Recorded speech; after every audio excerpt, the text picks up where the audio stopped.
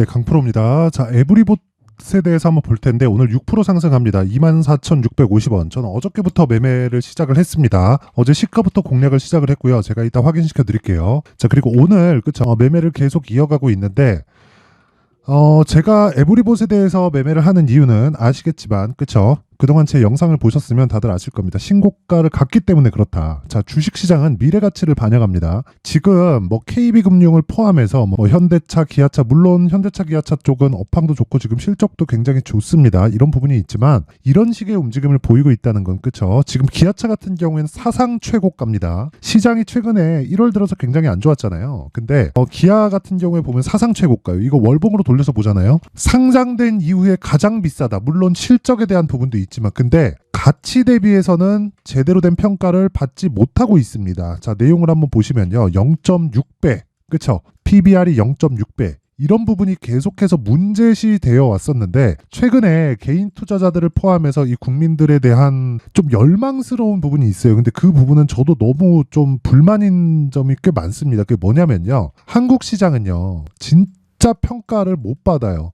제대로 된 평가를 못 받습니다. 그게 왜 그런 줄 아세요? 기업 측에서 오너에 대한 마인드를 가지고 있어서 그렇습니다.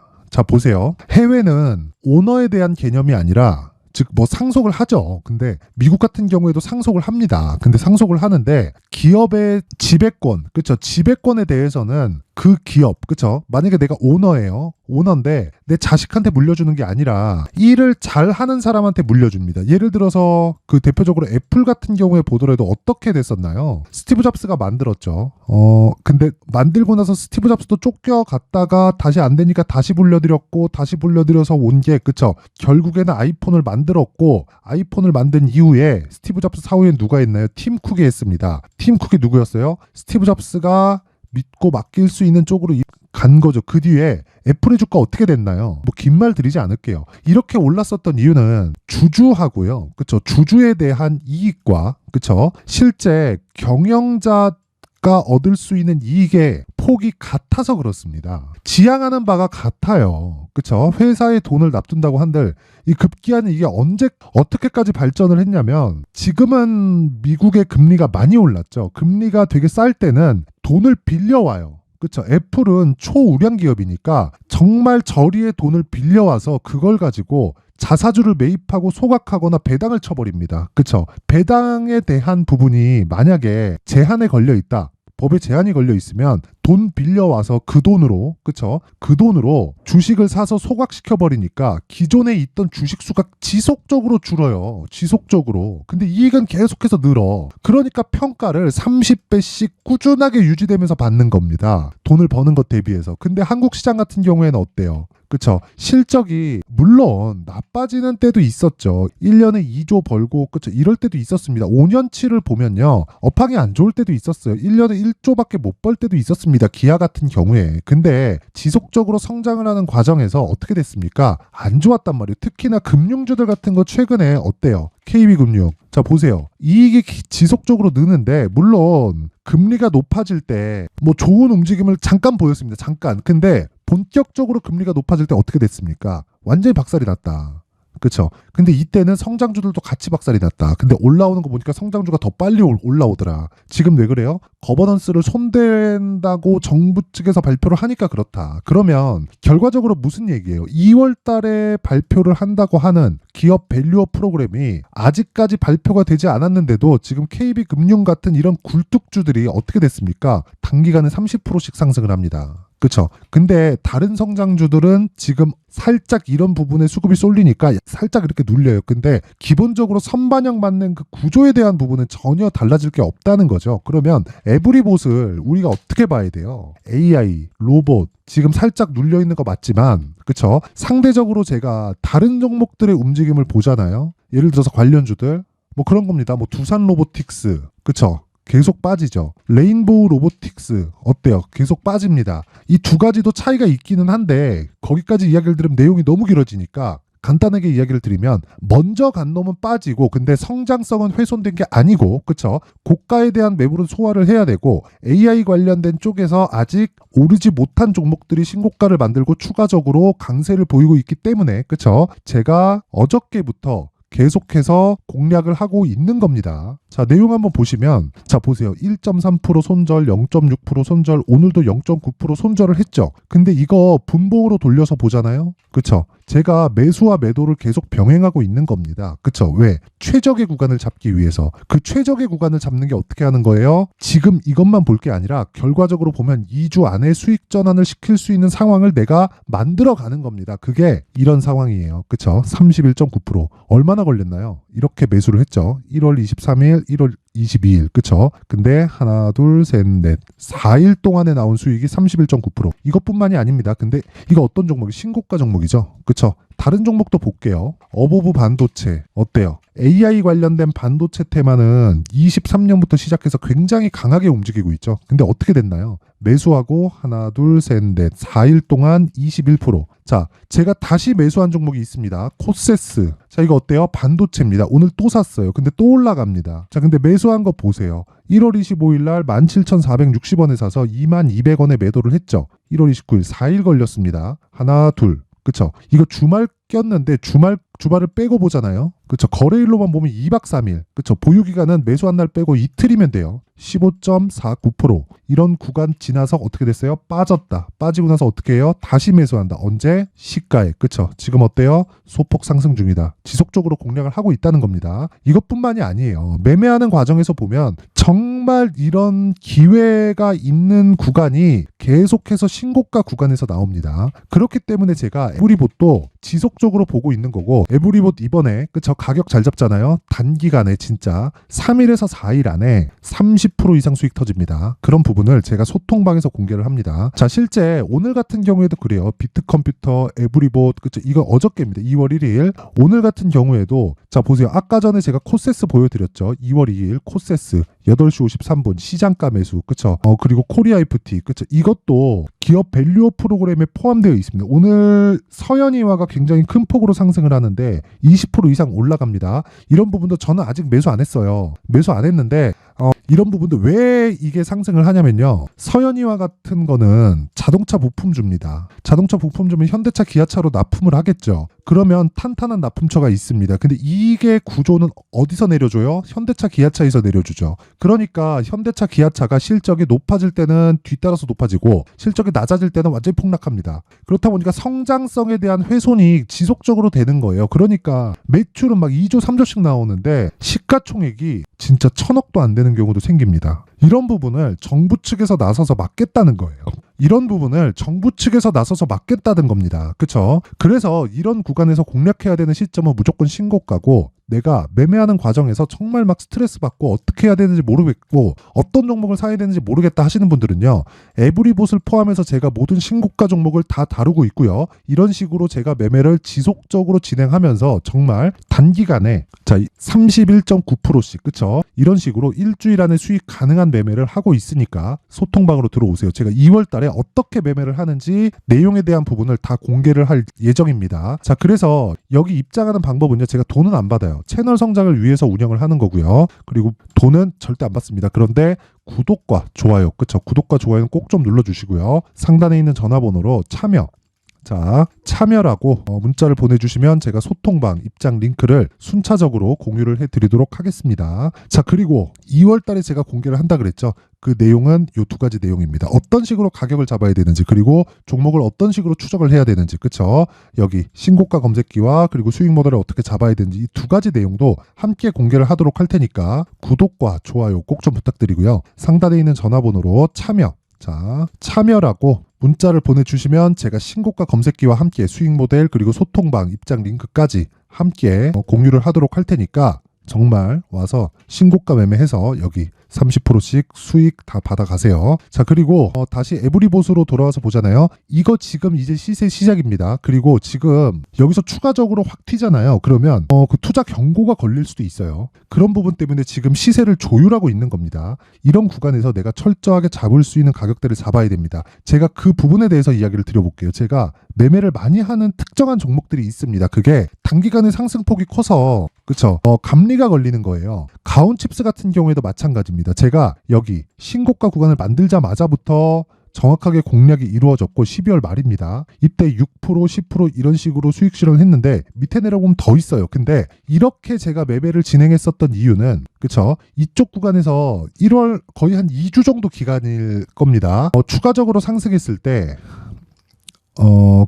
감리가 붙어요. 감리가 붙은 걸 피하고자 그쵸? 이런 식으로 시간 지연을 시킨 겁니다. 근데 그리고 나서 어떻게 됐어요? 충분히 상승 구간에 들어갔다. 자, 그랬을 때 어떻게 했어요? 매수, 매도, 마지막에 매수, 그리고 매도하고 아직까지 있습니다. 그리고 나서 저는 반도체를 오늘 또 공략했죠. 그게 코세스입니다. 이런 구간에서 공략을 했대도 다른 종목까지 공략을 했고 코세스 15% 수익, 그쵸? 이런 매매를 지속적으로 진행할 수 있는 겁니다. 근데 에브리봇이 지금 그 시작점에 있다는 거고 그러려면 가격 파악이 되어 있어야 됩니다. 자, 그래서 그 가격에 대한 부분을 제가 여기 에브리봇의 가격과 단기 보유 전략으로 준비를 해왔습니다. 자, 요 내용은 단기 보유 전략은 아까 전에 제가 소통방에서 이야기를 드린 내용처럼 2주 안에 내가 수익을 볼 수 있는 내용을 공개를 해 놓은 거고요. 그쵸? 그러려면 가격을 디테일하게 잡아야겠죠. 가격을 디테일하게 잡기 위해선 내가 앞으로 어느 정도의 전략이 세워져 있어야 돼요. 내가 앞으로 어떻게 될지 모르고 최소한의 전략이 없으면 그쵸? 매매를 어떻게 할지 모르고 고가에 쫓아가다가 손절하면 마음 급해지고 다른 거 또 따라가다 또 물리고 이런 상황 된단 말이에요. 이런 상황을 아예 만들지 말라는 겁니다. 그래서 가격에 대한 파악을 하자. 그게 나만의 수익 모델을 만드는 핵심 기법이다. 그쵸?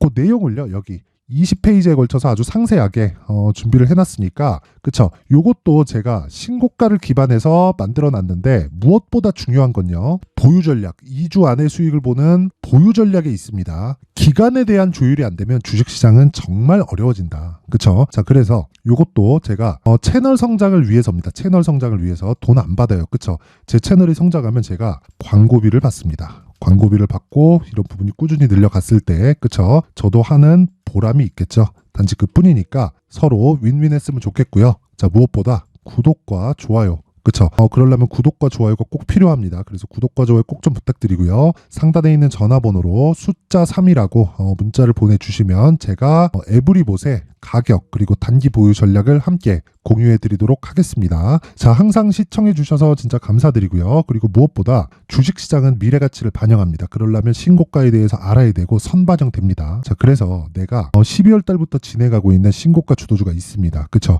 어떤 식으로 공략을 했고 어느 정도의 수익을 받고 그리고 어떤 종목이랑 연결시킬 수 있는지 그 내용에 대한 부분을 제가 상세하게 준비를 해놨으니까 영상 끝까지 시청하시고요. 모든 분들이 성공 투자하셨으면 좋겠습니다. 네, 올 한 해를 뒤돌아보니까 구간별로 큰 수익이 나왔었던 종목들이 꽤 많이 보입니다. 1월 달에는 AI 관련주들이 있었고요. 그리고 2월 달부터는 2차 전지가 계속해서 강세를 보였죠.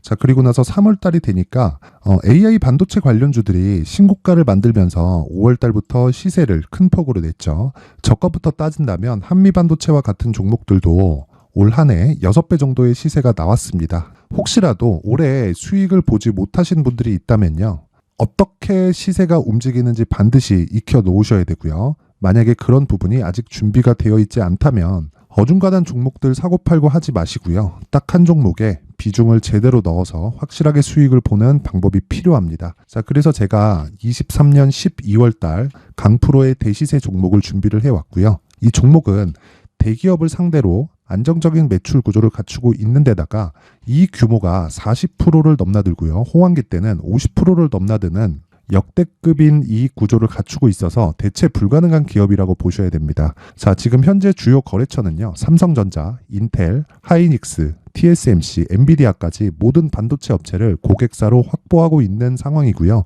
이 재무제표 상황을 보면요, 이익률 자체가 넘사벽인 걸 알 수 있습니다. 넘을 수 없다는 거겠죠. 첫 번째 급등 포인트를 보면요, 앞서서 보여드렸었던 실적은요, 23년도 개화 시기에 접어들었었던 AI 반도체의 실적이 포함되지 않은 실적입니다. 자, 그런데 올 한 해 개화 시기에 접어들었었던 새로운 반도체의 실적치가 더해지면요, 질적인 성장보다 양적인 증가가 함께 이루어지게 되고요. 그런 부분을 한미 반도체가 이미 시세로 보여줬죠. 저가부터 6배 강세를 보인 상황이 있습니다. 강프로의 무료 소통방이죠. 어떻게 매매를 했느냐? 5월 25일 날, 그쵸? ISC를 49,800원에 매수를 했고요. 자, 그리고 나서 2달도 되지 않아서 한 100% 정도의 수익을 만들어냈습니다. 자, 근데 6월 2일 날 내용 한번 확인해 보시면 자, 한미반도체 26,000원까지 올려서 잡겠다는 내용이 있죠. ISC와 함께 새로운 반도체 관련 종목입니다. 이때 당시 가격이 25,650원이었는데 그냥 올려서 잡으라는 거겠죠. 지금 현재 한미반도체 가격이 62,000원인 걸 본다면요. 항상 주가는요. 신고가 이후에 공략하는 것이 좋고 그랬을 때 단기간에 100% 수익이 가능한 구조를 만들 수 있습니다. ISC도 그렇고 한미반도체도 마찬가지예요. 당연히 에코프로도 마찬가지입니다. 두 번째 급등 포인트를 보면요. 자, 개인용 PC를 비롯해서 서버, 클라우드, 그리고 우리가 사용하는 스마트폰까지 기본적인 PC 구조와 동일하고요. 새로운 반도체의 구조도 동일한 구조를 갖추고 있습니다. 자, 근데 한미 반도체의 상승 이유도요. 이러한 구조가 동일하게 진행되기 때문이고 이 구조는 절대로 바뀔 수가 없습니다. 11월 달에 새로운 뉴스가 나왔습니다. 자, 온 디바이스까지 더해지면 비메모리의 사용처는 계속해서 증가할 것은 너무 당연한 이야기고요. 그런 부분을 감안했을 때 이 기업은요. 질적인 부분에 대한 성장이 아니라 양적인 증가까지 이룰 수 있는 상황이 된 겁니다. 한미반도체의 시세를 보면 아직은 굉장히 저렴한 상태를 유지하고 있고요. 세 번째 상황을 보면요. 엔비디아의 실적인데요. 이건 올해 초 대비해서 4배 정도의 상승폭이 나왔고요. 그 주가도 그 정도가 당연히 올랐죠. 주식 투자를 할 때는 예상하는 게 아니라 확정치를 보고 매매를 해서 수익을 낼 수 있어야 됩니다. 앞서서 제가 보여드렸었던 내용인 자, ISC도 그렇고요. 한미반도체도 그렇고 확정된 내용이 있었죠. AI에 대한 개화 시기에 맞춰서 삼성전자와 SK 하이닉스가 강세를 보이는 구간이 있었고요. 엔비디아가 강세를 보였습니다. 자, 삼성전자도 그렇고 하이닉스도 그렇고 엔비디아도 마찬가지고요. 생각해 보시면 세력들이 어찌할 수 없는 정도의 사이즈를 가지고 있는 그런 종목들이죠. 그렇기 때문에 제가 계속해서 이야기를 드리는 겁니다. 확인하는 데는 확정치가 필요하다고요. 엔비디아 실적만큼 확실한 재료가 있을까요? 엔비디아의 실적의 증가세는요. 앞으로 다가올 AI 반도체의 수요 증가가 있을 수밖에 없다는 거고 그리고 그에 맞춰서 단가는 폭증하고 있는 상황인 게 엔비디아의 실적을 보면 알 수 있고요. 그리고 삼성전자와 SK 하이닉스로 연결이 되고요. 그래서 한미반도체가 올라온 그런 상황입니다. 한미반도체만큼 추가적으로 상승할 수 있는 종목이 있다는 게 하이닉스를 포함해서 삼성전자의 시세 그리고 엔비디아의 실적을 보면 알 수 있고요. 그래서 준비한 4분기 대시세 종목, 내년 초까지 강세를 보일 수 있는 종목을 준비를 해왔습니다. 어렵게 생각하지 마시고요. 기본적으로 신고가 구간에 있는 종목이기 때문에 하락에 대한 저항성은 충분히 갖춰져 있는 종목이고 이미 시세가 시작이 됐습니다. 자, 무엇보다 중요한 건 얼마에 사는 걸 텐데 제가 그런 부분까지 상세하게 준비를 해놨으니까 영상 상단에 있는 전화번호로 대시세라고 문자를 보내주시는 분들에 한해서만 무료로 공개를 하도록 하겠습니다.